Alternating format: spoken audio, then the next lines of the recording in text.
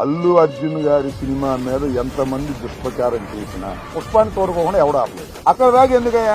నందమూరి తారక రామారావు గారి కుటుంబం జూనియర్ ఎన్టీఆర్ సినిమాను చూడకుండా బహిష్కరించడానికి ప్రయత్నం చేశారా? ఆపగలిగారా? సినిమా బాగుంటే ఎవరైనా చూస్తారు. అరచేతిని అడ్డు పెట్టి సూర్యకాంతిని ఆపలేరు.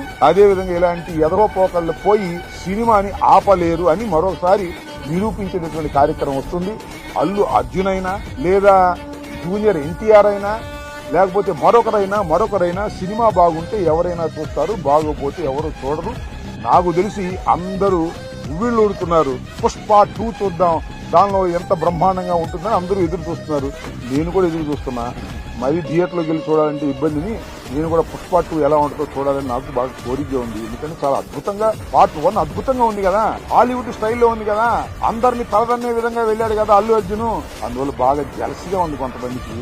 మీ జలసి వల్ల మీ కడుపులు పుచ్చిపోతాయి, గుర్తుపెట్టుకోండి.